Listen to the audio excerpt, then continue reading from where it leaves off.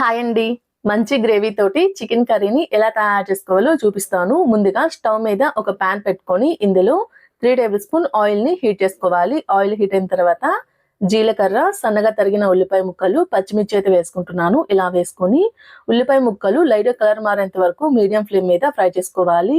ఇలా ఫ్రై అయిన తర్వాత ఇప్పుడు ఇందులో 1 టేబుల్ స్పూన్ అల్లం వెల్లుల్లి పేస్ట్ అయితే వేసుకుంటున్నాను. ఇలా వేసుకొని అల్లం వెల్లుల్లి పేస్ట్ లో ఉన్న పచ్చివాసన పోయేంత వరకు ఫ్రై చేసుకోవాలి.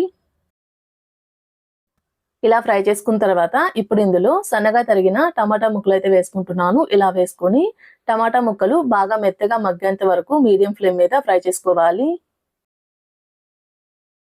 టమాటా ముక్కలు బాగా మెత్తగా మగ్గిన తర్వాత ఇప్పుడు ఇందులో 1 కేజీ చికెన్ ని శుభ్రంగా కడిగి అయితే వేసుకుంటున్నాను. ఇలా వేసుకొని మనం వేసుకున్న చికెన్ మొత్తం కలిసే విధంగా ఒకసారి కలుపుకోవాలి. ఇలా కలుపుతూ 4-5 నిమిషాల పాటు మీడియం ఫ్లేమ్ మీద ఫ్రై చేసుకోవాలి. ఇలా చేసుకోవడం వల్ల చికెన్ లో ఉన్న నీసు వాసన అయితే పోతుంది.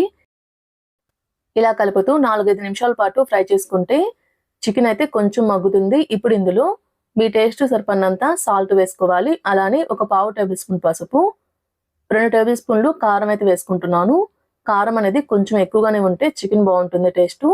ఇందులోని 1 టేబుల్ స్పూన్ ధనియాల పౌడర్ కూడా వేసుకుని మనం వేసుకున్న ఉప్పు, కారం, పసుపు, ధనియాల పౌడర్ అనేది చికెన్ ముక్కలకి పట్టే విధంగా కలుపుకోవాలి. ఇలా కలుపుకున్న తర్వాత ఇప్పుడు ఇందులో కొన్ని కరివేపాకు రెబ్బలు కూడా వేసుకొని మీడియం టు హై ఫ్లేమ్ మీద 2-3 నిమిషాల పాటు ఫ్రై చేసుకోవాలి. ఇలా ఫ్రై చేసుకోవడం వల్ల మనం వేసుకున్న ఉప్పు, కారం, పసుపు, ధనియాల పౌడర్ అనేది చికెన్ ముక్కలకి మంచిగా పడుతుంది. ఇలా కలుపుతూ 2-3 నిమిషాల పాటు మీడియం టు హై ఫ్లేమ్ మీద ఫ్రై చేసుకున్న తర్వాత ఇప్పుడు ఇందులో 1 గ్లాస్ వాటర్ అయితే పోసుకుంటున్నాను. ఇలా పోసుకొని కూర మొత్తాన్ని కలిసే విధంగా ఒకసారి కలుపుకోవాలి. ఇలా కలుపుకున్న తర్వాత దీనిపైన మూత పెట్టి మీడియం ఫ్లేమ్ మీద చికెన్ ముక్క బాగా మెత్తగా ఉడికేంత వరకు మధ్య మధ్యలో కలుపుతూ ఉడికించుకోవాలి.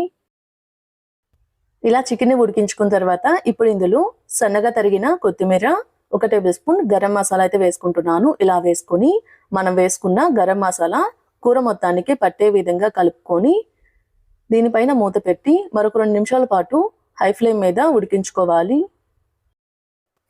ఇలా కూర ఉడికించుకున్న తర్వాత చివరిగా కొంచెం కసూరి మేతి అయితే వేసుకుంటున్నాను. ఇలా వేసుకొని జస్ట్ ఒకసారి మొత్తాన్ని కలిసే విధంగా కలుపుకొని 1 నిమిషం పాటు ఉడికించుకొని స్టవ్ ఆఫ్ చేస్తే ఎంతో టేస్టీగా ఉండే చికెన్ కర్రీ అయితే రెడీ అయిపోతుంది.